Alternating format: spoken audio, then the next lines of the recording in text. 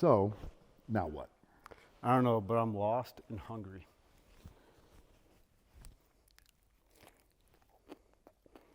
Welcome back to Goldberg's Garage.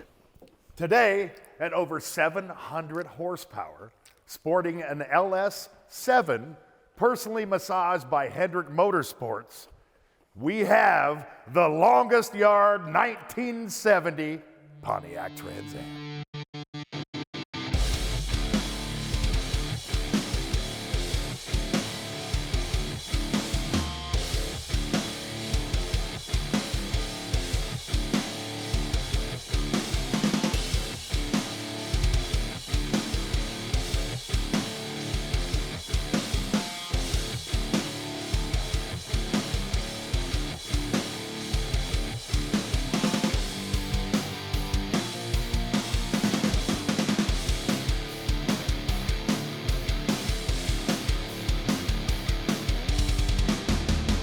Okay, where do I begin with the 1970 Trans Am over my right shoulder? Well, starts with a little kid named Bill Goldberg. Just got his driver's license, going out with his mother to test drive vehicles so that he could buy his first car. Story goes, my mother and I get in the back seat of a 1970 blue with a white stripe Trans Am. The guy turns around and asks if we're ready, and he launches this frickin' car. And I can remember that it like hopped sideways, but let's just say my mom would never let me get that as a first car after that experience. And that experience was indelibly burnt in my mind as one of the coolest automotive experiences you could ever have as a kid or a grown-up. Let's not mention the fact that Burt Reynolds had a lot to do with my childhood, and Smokey and the Bandit, was an integral part of it then. But, and that was a later Trans Am. But I always loved the 70 to 73. So, a blue with white stripe 70 Trans Am, non-numbers matching motor, came up on eBay during the filming of The Longest Yard when we were filming in California. Let's just say that I got overly excited. It was a Ram Air 4 engine, which is a much more valuable, much more potent, and much more rare engine than the Ram Air 3.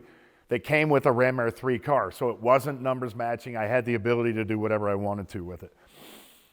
Put in a ridiculous bid, drove to LA area, filmed The Longest Yard with the end football game in it. And, 6-8 hours later, made it back to my computer at home and was pleasantly surprised and extremely startled that I had won the car. The story continues, and the story really gets juicy when you take into consideration that I was hosting the Optima Ultimate Streetcar Invitational. But immediately, I needed to satiate my beautiful wife. She just so happens to be a stunt woman, who just so happens has a specialty in driving, who just so happens to be able to beat me with her eyes closed behind the wheel.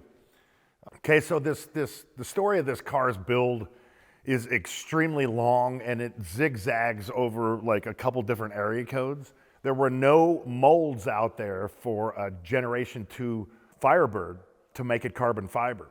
So there's a friend of ours that was associated with Optima, Albert Melchor. He lives up in Canada, and he did the first molds on the carbon fiber front end for a second generation Trans Am.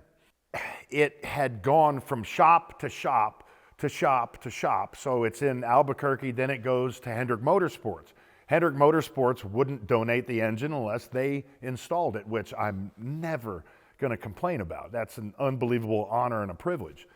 So they had the car for a little while. People know about this car. They want me to drive it, so I'm out of here. Shall we?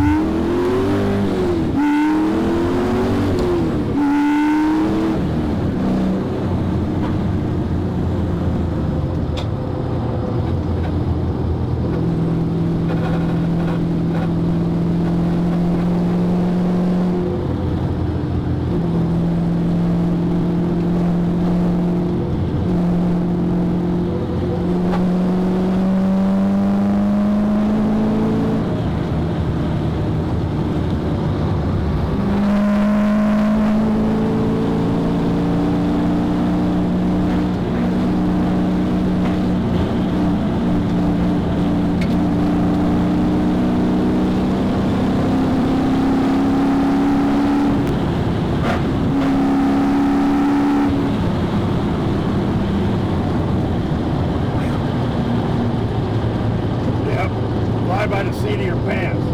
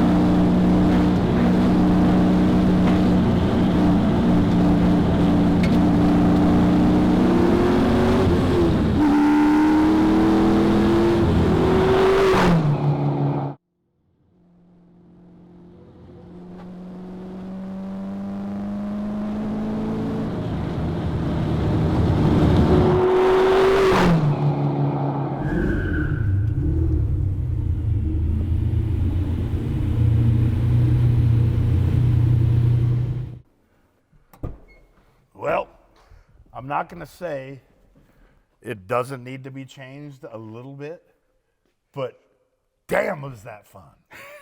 Yeah. It is rubbing a little bit still in the back. I mean, I know we adjusted the shocks a little bit, but it needs a little more help.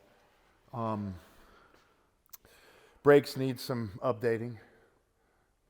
And that's it. That's it. And the exhaust rattle. Yeah, I mean, that's a race car. I don't give a shit about that. But yeah. I mean, it's meant probably rattling a little bit more considering I probably, yeah, I didn't do that. That was a stunt driver. But again, that's why I have this car, man. I don't worry about a little nick and a little scratch here. And main thing is we didn't blow it up. Didn't go over 153 degrees the whole time. You know, That's nothing. nothing. Thank you, BeCool. Okay, well, let's pop it up in the air.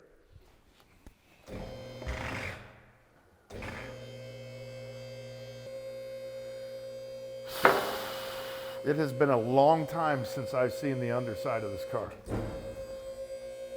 Yeah, well, the exhaust has taken the brunt of it. Yeah. Little bit? A lot of it. It's all good. It's prevented everything else from getting smashed and or scratched. I can't see it. Yeah, it's low. When that rubs the ground, it's low. How did that rub the ground? Oh, I probably just did that. And get these lines working here as opposed to frickin' back here so I could actually get to them. That'd be fantastic. So, panner bar needs to be addressed. Sump pump needs to be replaced and relocated. The tire or the wheel? Oof. Your axle seal's leaking. Oh, shit stick. Yeah. It's not that difficult to fix. No, but it's here. Yeah. This side looks all right. They're not scraped. Just needs to be run through again, man. Yeah. We took Cleaned it up out, and shook run it down. Yeah, clean it out. Gas, aeromotive stuff. Flowmaster mufflers. No, everything else looks good. No other fluid leaks. No, that's a good sign. Real good sign. And nothing broke, which is the best sign. So I think we're good, man. Okay. That should be it for another episode of Goldberg's Garage. Make sure you like, comment, and subscribe, or Jackson gets it. Please subscribe. See you next week.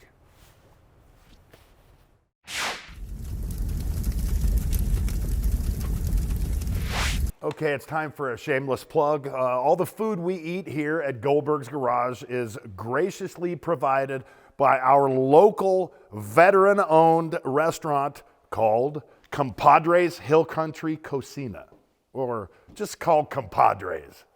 Tell them Goldberg sent you. Thank you, Chef Mark. We appreciate it greatly.